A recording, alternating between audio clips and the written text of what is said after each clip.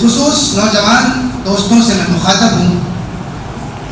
اللہ رب العالمین کا مقصد اصلی روزہ کو فرض کرنا، ہم پر اللہ کا مقصد ہی صرف یہی ہے کہ ہم اللہ کے متقی پرہیزگار بندے بن جائیں. اللہ رب العالمین قرآن مجید میں جیسا میں نے فرمایا کہ روزے کو فرض کیا، اس کا مقصد صرف یہ ہے کہ تقوی اختیار کیا ہے. تقوی اللہ رب العالمین کے خوف کو کہتے ہیں، اللہ رب العالمین سے ڈرنے کو کہتے ہیں.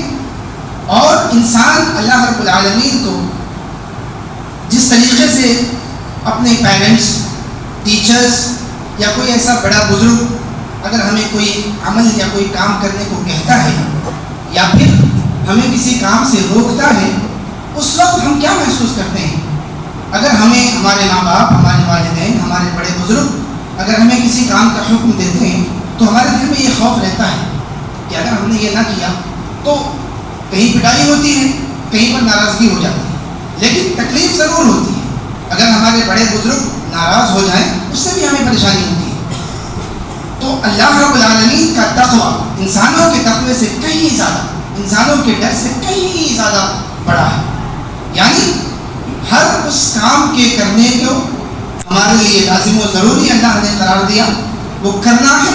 اور جن اعمال، جن افعال سے اللہ نے ہمیں روکا ہے اس سے رک جانا ہے، اس خوف کے ساتھ کہ کہیں ہم سے کوئی غلطی نہ ہو جائے، کہیں اللہ رب العالمین ہمارے کسی فعل سے، ہمارے کسی کام سے، ہمارے کسی بھی ایکشن سے اللہ ناراض نہ ہو جائے. یہ ہے اصل میں تقویٰ.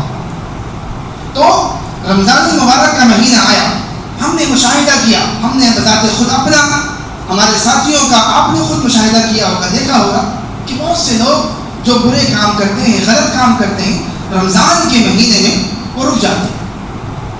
ان غلط کاموں سے وہ اپنے آپ کو روک لیتے ہیں، یعنی اللہ کا تقویٰ اختیار کرتے ہیں. اللہ نے ہمیں جن چیزوں سے روکا ہے اس سے رک جاتے ہیں. اور یہی کام اللہ رب العالمین کروانا چاہتا ہے باقی 12 مہینوں. رمضان صرف اللہ کا مہینہ نہیں. قرآن میں اللہ نے کہا ان عدت الشہور عند اللہ 12 شہرا، 12 شہرا، 12 مہینے ہیں اللہ کے نزدیک. قرآن مجید کے اندر اللہ کے نزدیک 12 مہینوں کا اعتبار ہے.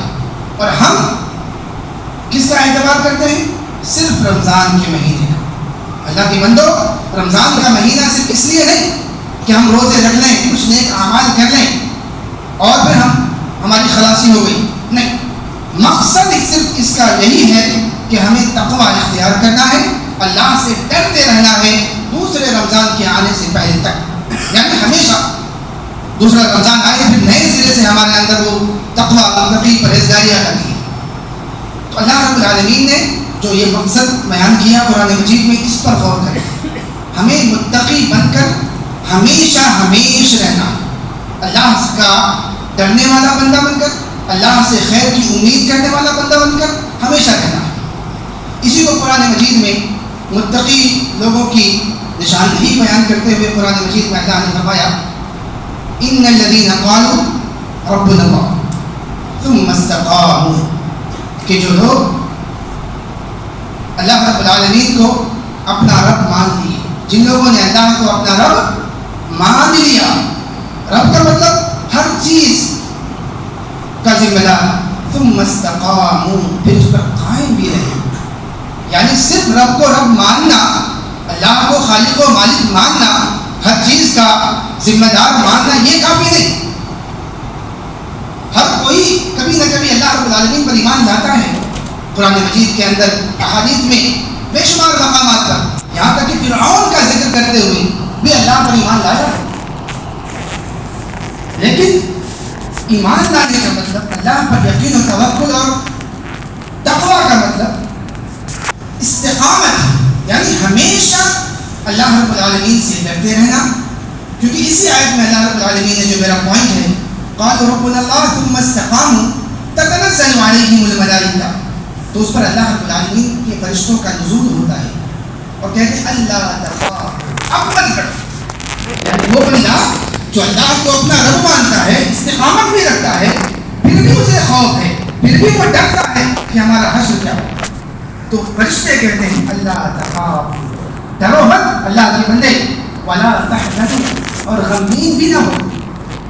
یعنی ایک اللہ کا سچا بندہ، اللہ کا متقی بندہ ہر حال میں اللہ کا خوف دل میں ہے، اللہ پر ایمان و توکل ہے، یقین ہے، اس کے باوجود بھی اللہ کا بندہ ڈرتا رہتا ہے میرے اعمال قبول ہوئے نہ ہوئے، میری کوئی غلطی اللہ کی اتنی بڑی تو نہیں ہوگی، کہیں میری کوئی ایسی خطا، کوئی ایسا کام اللہ کو ناپسند تو نہیں ہو گیا. یہ ہے اصل میں اللہ رب العالمین کے لیے تقوی اختیار کرنے کا مطلب. اب ہم اپنے اوپر غور کریں، ہم سوچیں کہ کیا واقعتاً ہمارے اندر تقوی ہے، ہم متقی ہیں؟ اور اگر ہم متقی نہیں ہیں تو پھر رمضان کا مہینہ آیا اور آپ نے روزے رکھے، وہ آپ کے روزے آپ کے لیے رائے اور بیکار، مقصد ہی حاصل نہیں ہوا تو پھر روزہ رکھنے کا فائدہ. اگر رمضان کے روزے کا مقصد اللہ نے جو بیان کیا وہ مقصد ہم نے حاصل نہ کیا، ہم سے وہ مقصد فوت ہو گیا، ہم متقی نہ بن سکے، تو پھر اللہ رب العالمین نے ہم پر جو روزے فرض کیے وہ روزے رکھ کر ہمیں کیا فائدہ؟ نماز اللہ نے ہم پر فرض کیے، اس کا مقصد ہمارے اندر سے برائیوں کو، چھوٹی موٹی غلطیوں کو دور کرنا ہے، اللہ کا ہمیں اللہ کا سچا بندہ بنانا ہے. اگر ہم نماز پڑھتے ہیں، نمازی ہیں، اور پھر بھی ہمارے اندر برائیاں موجود ہیں تو پھر ہمیں نماز پڑھنے سے فائدہ، اس کا مقصد اصلی پورا ہوگا. ان الصلاۃ تنہی عن الفحشاء والمنکر، نماز فحش کاموں سے، بڑے بڑے کاموں سے، برائیوں کے کاموں سے اور چھوٹے چھوٹے منکر کاموں سے روکتی ہے، تنہا روک دیتی ہے.